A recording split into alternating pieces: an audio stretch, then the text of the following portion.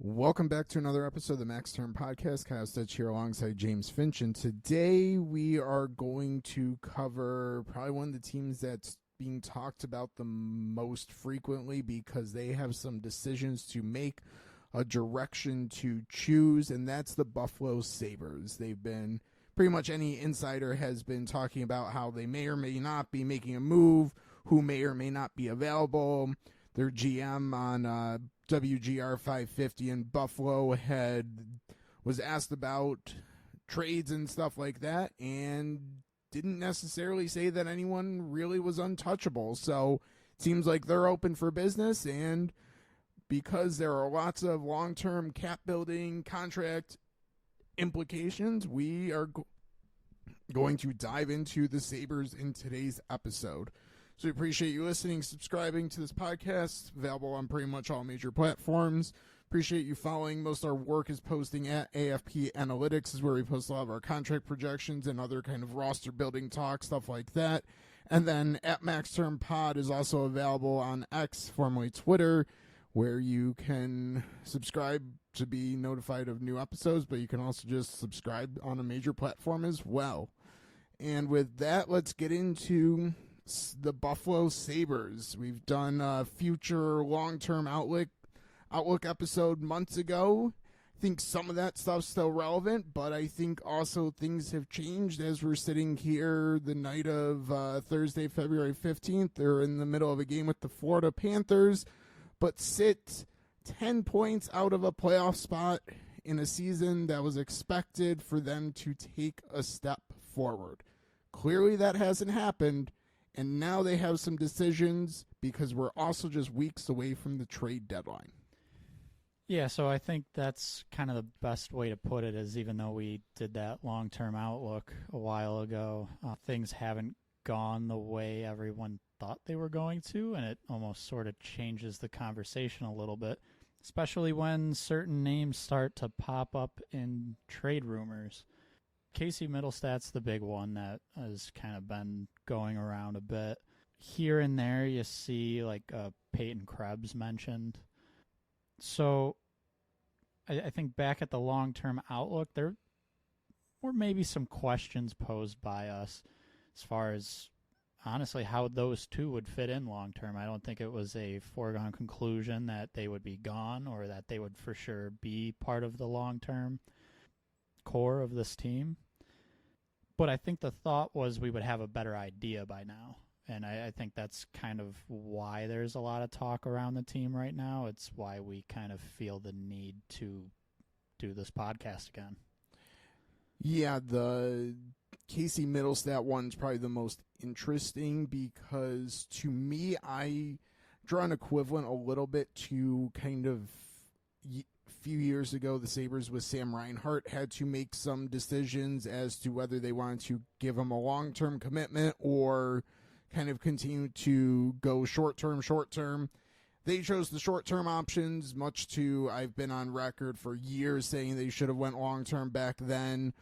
And eventually that wore on the player because Sam Reinhart personally didn't feel that the Sabres truly believed in him and wanted to commit to him. And I think that's a very fair sentiment to have. And it feels like we're reaching that point with Casey Mittelstadt as well. There's been nothing said publicly that he's not willing to sign a long-term contract. There's been nothing said by the Sabres that they want to trade him or don't want to give him a long-term contract. But actions sometimes speak louder than words, in the fact that we're weeks away from the trade deadline and there's enough smoke around his name, it would not be a surprise to see him moved. And I think one of the other reasons that he could be the logical piece to move is we'll get into a little bit of what their roster outlook looks like next year, but the reality is they have a lot of players under contract who are going to play high in their lineup, while also having a lot of prospects who probably should be in the NHL or at least given an opportunity next year.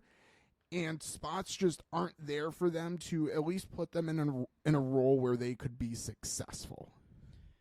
Yeah, and so a big part of that, while Mittelstadt's shown he could play center or wing, Buffalo's built up a lot of depth down the middle. Already into long-term deals are Tage Thompson and Dylan Cousins, and when both of those deals were signed, it was kind of viewed as, okay, there's our number one center and our number two center. So where did that leave Mittelstadt? It was either centering the third line or possibly being higher in the lineup, but he would be on the wing. Factor in all of the other players that are in the lineup, something's got to give eventually, and once you start, I guess, feeling cap issues a little bit. I don't want to say they have cap issues yet, but we're getting to the point where those smart decisions need to start being made, and this is really the time, cap-wise, that I think Adams will be judged on. So I guess to kind of begin the conversation, sort of sticking with Mittelstadt, but how he could fit in with this team, I think we should just put out our contract projection as of right now. So we just did a short-term projection that actually went out today on the 15th. That short-term projection would be a one-year deal for Mittelstadt. It'll allow him to keep RFA status, so team control still, when it expires. So that would be a one-year deal at about $4.7 million. So that's about where we're expecting possibly an arbitration case could end up. Or really avoiding arbitration would be the most ideal thing for everyone involved, and agreeing to that number. Our long-term contract for Mittelstadt, and this was calculated back at the end of January, so 2-3 weeks ago, we were looking at about 5.9 million over 5 years. So that would buy, I believe, 3 UFA years for Mittelstadt. And so that currently is a difference of a little over $1 million. Doesn't seem like it's that big of a difference. It could end up being so as we go through this team and what the cap could look like. We'll revisit that difference. But now that we've got those contracts out there, what does the team in general look like? I think we should probably get into, really what the top six looks like.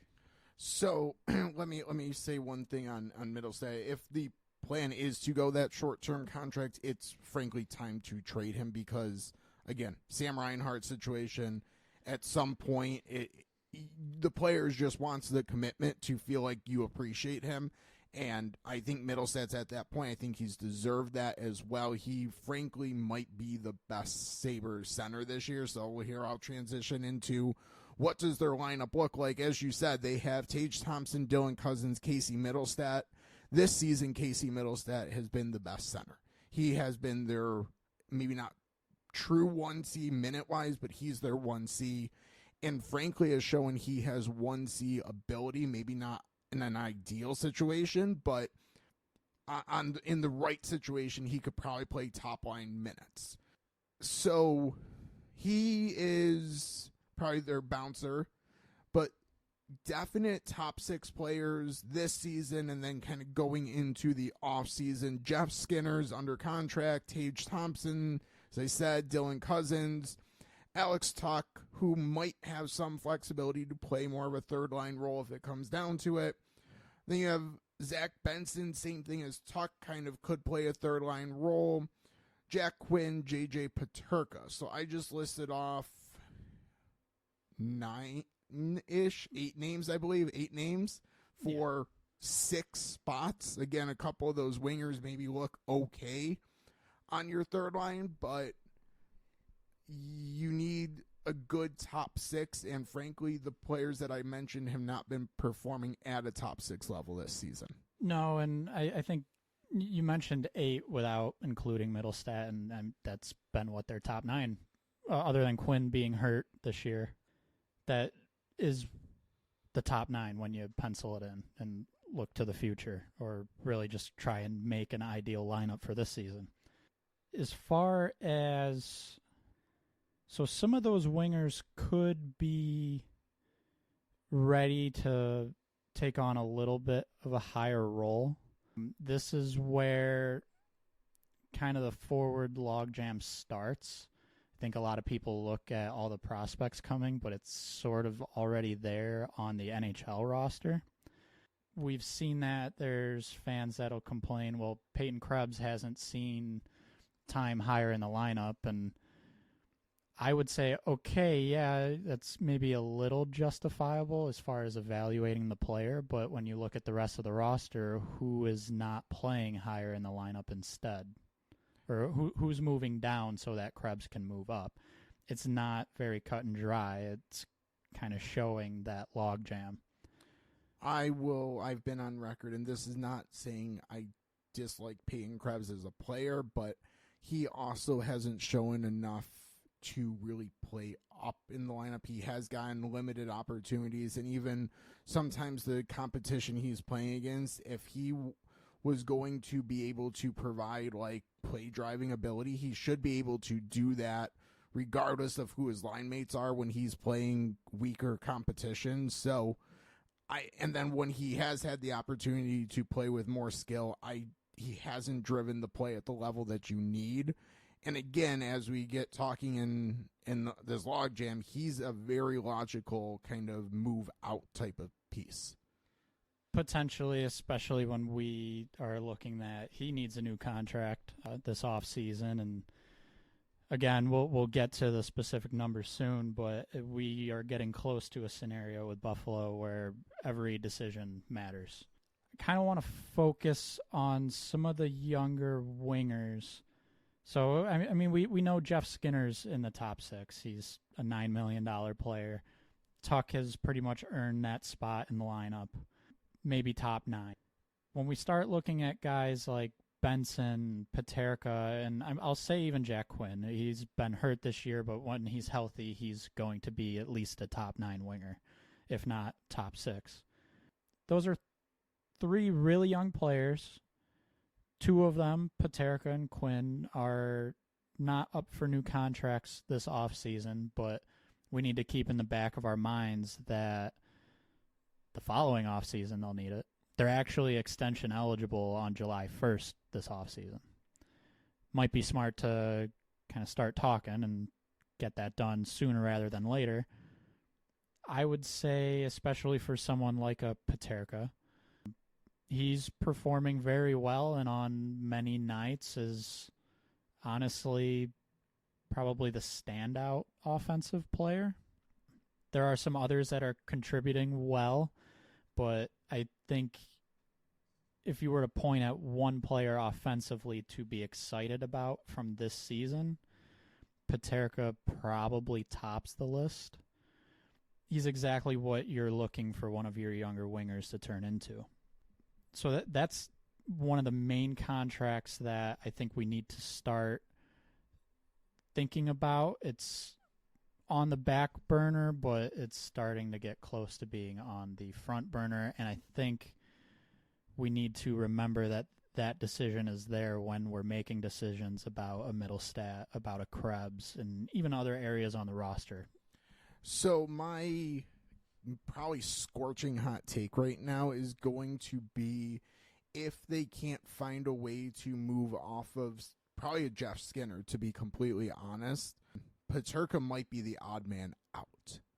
And I know that like everything you just said is completely true, but when you look at where they are currently and where they are in the future and where his contract's probably going to slot into all of that, it's probably one of him or Jack Quinn because they're just on a slightly different contract schedule. And if I had to choose between the 2 of them, I might lean towards Jack Quinn for his all-around ability and probably ability to provide a little bit more up and down the lineup. And probably a little bit more consistent, steady play.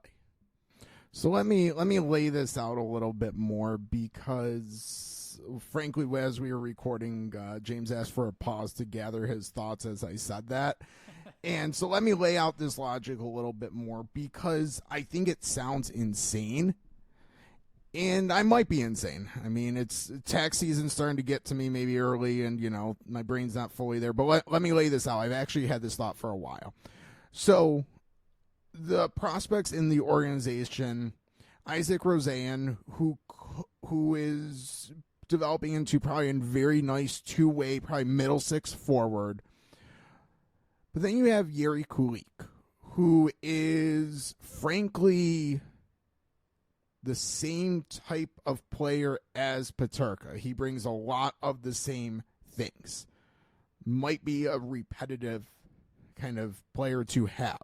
I'm not you can't have too many good goal scorers, but at the same point, if you're looking at limited spots for players, Kulik and Peterka could be very interchangeable, with Kulik having the ability to play center, as well as the big thing is he still has 3 years left on his entry-level contract, where Peterka is going to need a new contract, as you said, as soon as this offseason, definitely next offseason. So if you're looking for spots in your top six, again, unless you can somehow find a way off of a Jeff Skinner, you might need to make a decision on Peterka versus Kulik, and given the kind of contract situation, Kulik might make a lot more sense. So let me draw one more comparison for outside of hockey right now. So if you follow football, Chicago Bears have the first overall pick. They have to decide whether to keep their current quarterback or trade him and draft another quarterback. The main argument for drafting the new quarterback is to reset your contract situation. Yes, quarterback in the NFL is a lot bigger than we're talking in hockey, but Peterka is also putting up numbers that will get him a nice payday. So when I'm just looking at this, and you need spots and you need potentially long-term cap space, swapping out Peterka for Kulik makes a lot of sense. So to give a little bit more of a context to that, we did some contract projections for some of these guys. They aren't released publicly. These were done really for the sake of this conversation, looking at the guys who can't sign an extension until July 1st this year, so they're not currently extension eligible. So Peterka being one of those guys, we had a long-term deal of 7 years, $6.75 million a year. And then his short-term deal we had being 3 years at about $4 million.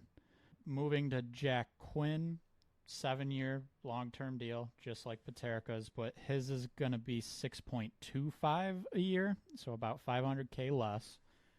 And then we've got a short-term deal for Quinn, 3 years at about $3.75.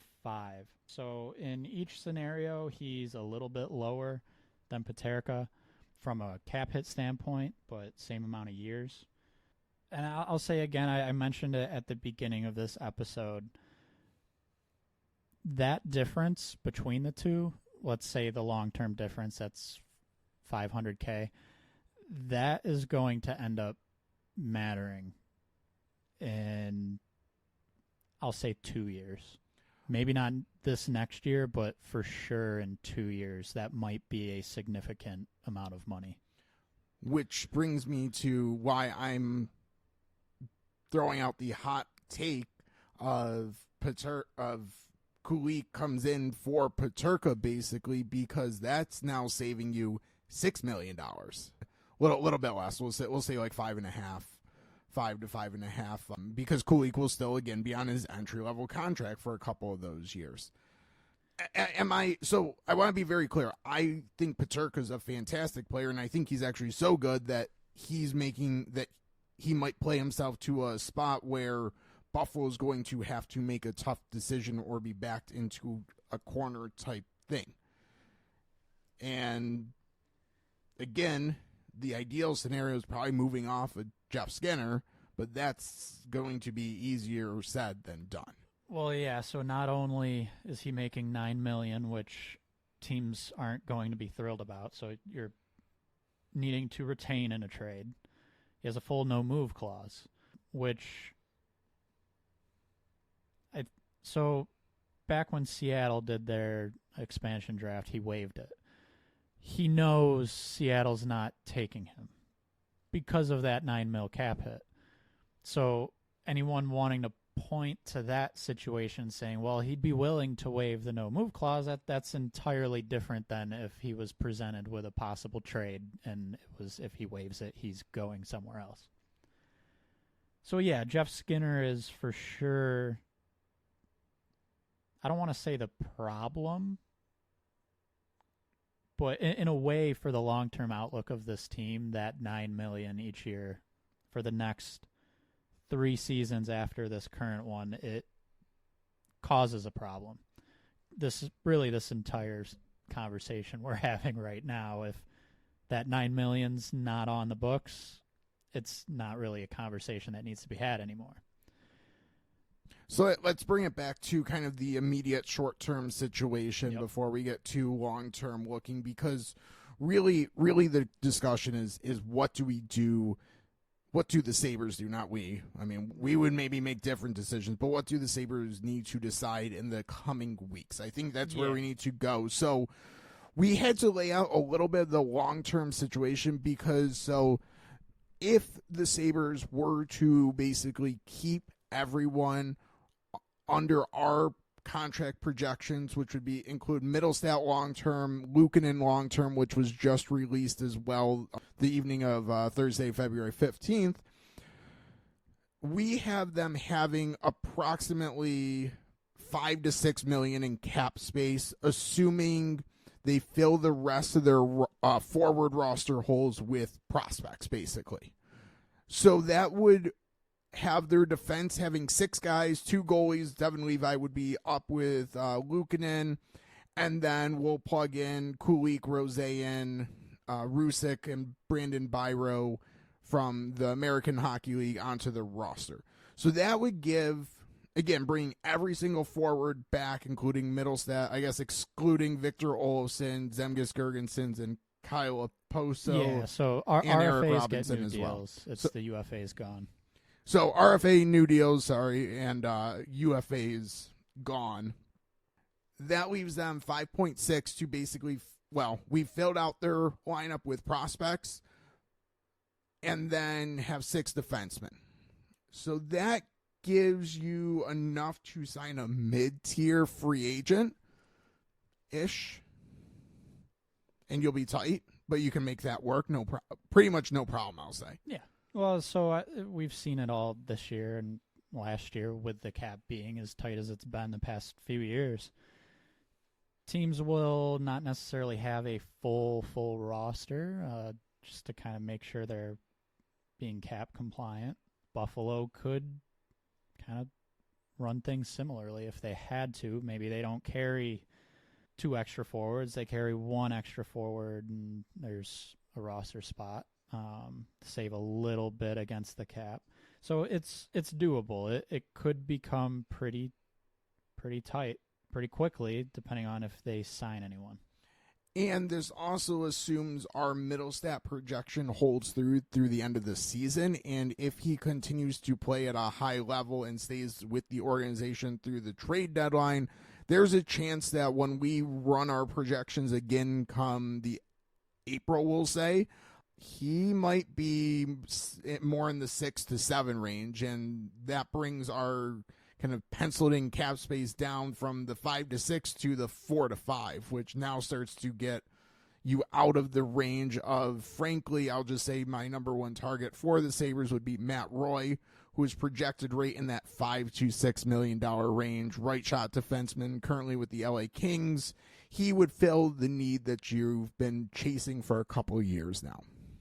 Yeah, so again, just to recap that, so if Mittelstadt held at what we currently have him projected at, so let's say 5.9, bring back Krebs 2.5, you get Yoki Haru signed again 4.3, Luukkonen gets our long-term projection 3.3. That would kind of leave Buffalo with about 5.6 to work with, and that fits Matt Roy perfectly. His projection was $5 million 582,500 to be exact, and that just fits in. So yeah, like you said, that situation, things would be very, very tight. They would have to be, well, I mean, they would be cap compliant with a full roster, but as far as being able to add anything else, they'd pretty much have to be happy with a bunch of their prospects making the NHL roster. So things could potentially get tight as soon as this offseason. So I think that's where this kind of discussion needs to finish, wrap up. I mean, we're spend a few more minutes here going through it, but so that brings us to the now, basically. And I think we've laid out that there's going to be some uncomfortable decisions have to be made in the longer term, but really we also just laid out there's a short-term kind of issue looming if they want to, quote-unquote, run it back, which given how things have gone this season, I don't know if that would be the smart decision anyway. So this is where we get something probably has to give with one of their bigger name players. So we've mentioned Jeff Skinner would be the probably ideal candidate to move out, but also probably not the likely one. On defense, I'm assuming Rasmus Dahlin is safe, and I'm assuming Owen Power is safe. After that, I mean, Matthias Samuelsson could be a trade candidate, but he's not breaking the bank either. Like, if you want to make a splash, sending him out is not freeing up enough cap space to necessarily make that splash. So you could let Henri Jokiharju walk, trade him. Again, not a ton of cap space. So up front, I think we get to, I guess we'll say 3 because Mittelstadt is 1, Tage Thompson, Dylan Cousins. I think those are your 3 names, and one of them has to go. Whether that's a deadline move or an offseason move, I think one of those 3 is gone in the next 6 months from Buffalo. Yeah, so I think it's definitely one avenue that they could go is moving one of those 3 centers. And if we're being realistic about it from a perception standpoint, from contractual standpoint, that center would most likely be Mittelstadt. Hence kind of why all these rumors are happening now as we lead up to the deadline. So it's an interesting thing. I think Adams was on WGR in Buffalo and kind of left it open a little bit as like, well, we'd love to have Mittelstadt long term, but I have to answer my phone. I wouldn't be doing my job if I didn't, which that's kind of the correct answer for him to give. I would say I don't know if there's a right way to go about this, but what is for certain in my eyes is this Mittelstadt decision kind of is the domino for what we should expect in the next couple of years. It will really give some insight into that Paterka-Quinn convo, and possibly some other ones even a little further down the line. So should they trade Mittelstadt from a roster performance aspect? I would say no. He's been your best center, but it might end up being kind of what happens just because of their long-term outlook. So, I mean, it all really comes back to you only have so much cap space, but really it will get tight, but at the same point,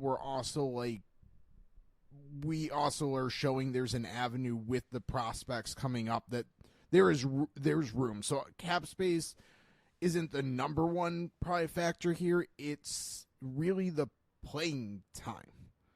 And so something's got to give if you want to give your prospects a legitimate NHL opportunity. And frankly, your core is not working. So between all of those things, someone's got to go. And I think the problem that the Sabres are going to run into is none of the fans are going to want Casey Mittelstadt to become 2 more prospects or a prospect in a pick, unless that's then packaged for something else. And I think that's really what's going to make it tricky is, okay, Mittelstadt goes out, someone comes in, we're still talking the same cap space. Maybe that's a defenseman, maybe that's another forward or whatever, but like we're still talking similar cap space, similar spots available or not available. Which that's related, but in a sense, it really is the issue of you have too many either good or high potential forwards. That's really the issue. And do you kind of give your core a little bit of a jolt and move someone out, which could be what's needed right now, or do you use some of those prospects coming up, maybe try and turn them into a defenseman in a different position, try to get that log jam to be a little less of a jam? I don't think there's one correct way to go about it, and we're not really going to see for sure what way they're going until Mittelstadt's either on a new team or has a signed contract.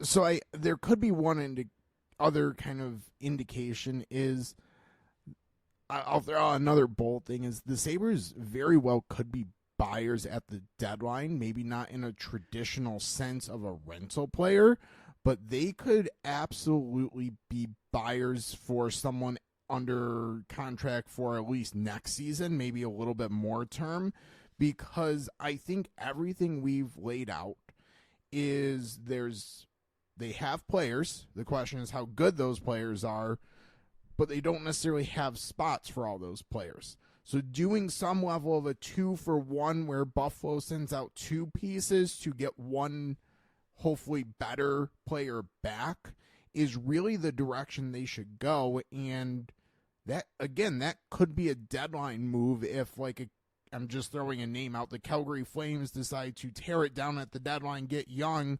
They could send out, and again, throwing a random name out, Andrew Mangiapane for 2 Sabre prospects or something, because the prospects are appealing to Calgary where the established NHL player is appealing to Buffalo. I'm not saying that that's going to happen, but that would be an example of a Sabres are buying someone under term while also sending 2 pieces out, so clearing their logjam, getting better short term as well as next season. And really that's kind of the solution I'm expecting to happen. So I would not be surprised if the Sabres are a quote-unquote buyer, but not in the traditional sense you think at the deadline. I agree. I don't think... So with all the Mittelstadt talk and the talk about a contract that doesn't have to be decided right now, it can wait. So if there is the need, or they feel the need to...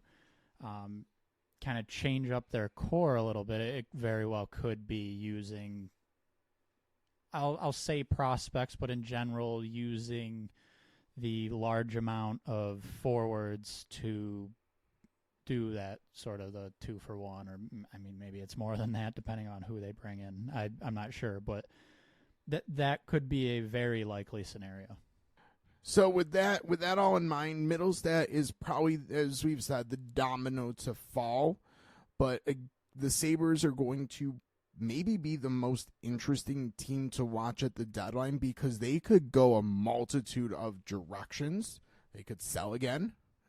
And I'm talking more than just trading away pending unrestricted free agent Eric Johnson and or like Zemgus Girgensons, Kyle Oposo. They could sell a Mittelstadt. They could sell a forward, or probably a forward with term, potentially. They could bring players in. They could do both. Generally, you don't see that necessarily midseason, but they're in a very unique situation. So they really are going to probably be one of the teams to watch in the next couple weeks, especially as the center trade market continues to thin out. So Mittelstadt value each day in a trade goes up, but again, do you need prospects? Do you need picks? Not necessarily. So that's where we see the Sabres right now. They have some decisions to make, And with that, we appreciate you listening to this episode of the Max Term Podcast, available on all major podcast platforms. Give us a follow on X, formerly Twitter, at AFP Analytics is where we post a lot of our contract, break a lot of this discussion type stuff down. And then at Max Term Pod as well. Give that a follow as well. We appreciate that, and we'll talk to you next time.